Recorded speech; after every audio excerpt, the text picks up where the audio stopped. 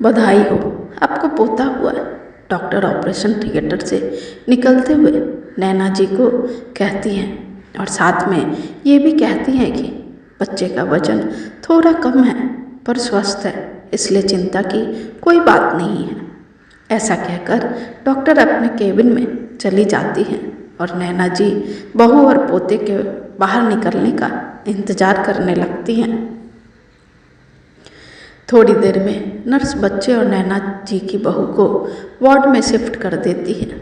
नैना जी रुके मन से वार्ड में जाती हैं और अपने पोते को देखकर अपनी बहू कुहू को प्रवचन देने लगती है। मैंने कहा था ना बहू, कम खाया कर, अब देख ले इसका नतीजा, 1.5 किलो का बच्चा निकला है इतने बड़े पेट से। अपनी जीभ के स्वाद के चक्कर में मेरे पोते का विकास होने तक नहीं दिया तूने। देख तो कैसा चूहे के छोटे बच्चे जैसा हुआ है, ना हाड़ है ना मांस है। अब पता नहीं कैसे पलेगा ये। प्रसव पीड़ा के बाद के दर्द को सहती है कुहू को नैना जी कटाक्ष करते हुए बोले जा रही थी। ऐसे नाजुक घड़ी में नैना जी की जली कटी बातें कुहू को चुभ जाती है और आंखों के कोर गीले हो जाते हैं, पर अभी ऐसी हालत में उसे कुछ भी बोलना सही नहीं लगा, इसलिए मन ही मन सोचने लगी। 9 महीने उसने कैसे काटे ये उसे ही पता था। कितना कठिन था ये 9 महीना, ये वही जानती है। पूरे 9 महीने उल्टियां ही करती आई थी। जो कुछ भी खाती वो उल्टी के माध्यम से बाहर निकल जाता था और दिन भर जी मचलाता वो अलग। कुछ खाना भी चाहती तो भी गले से नीचे नहीं उतरता, इसलिए उसे जो कुछ अच्छा लगता वो वही खा लिया करती थी। उन दिनों कुहू को दाल रोटी चावल कुछ भी पसंद नहीं आता था, इसलिए हल्का फुल्का फल, आइसक्रीम, अंकुरित चना, मूंग, सलाद, छाछ, चॉकलेट, ओट्स खाकर अपना और अपने होने वाले बच्चे का पेट भरती थी। एक तो जेठ की भीषण गर्मी और ऊपर से ये प्रेगनेंसी कुहू के लिए काफ़ी कठिनाइयों भरा था।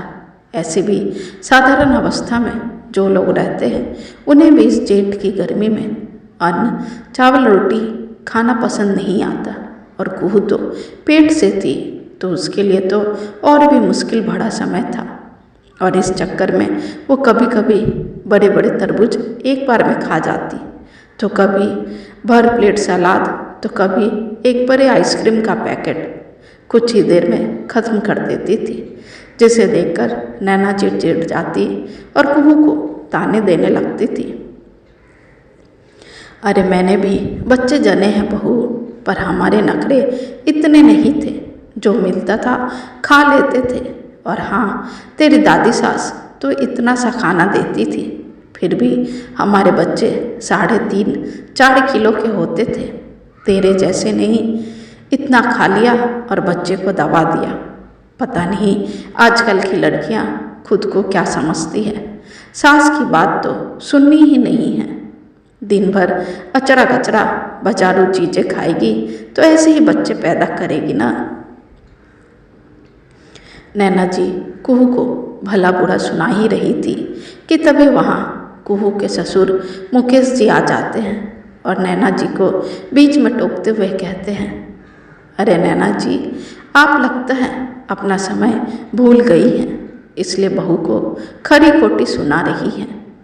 जरा अपने बारे में भी तो बताइए नैना जी। नहले पे दहला मारते हुए अपने नवजात पोते को देखते हुए मुकेश जी कहते हैं। नैना जी अपना पोल खुलते देख मुकेश जी को मुस्कुराते हुए बातों को पलटते हुए कहती है, विवेक के पापा, आप भी ना कौन सी बातों को लेकर बैठ गए। देखिए तो अपना पोता कितना प्यारा और कितना सुंदर है। हाँ नैना जी, सुंदर भी है और स्वस्थ भी है, अपने विवेक जैसा ही है ना नैना जी।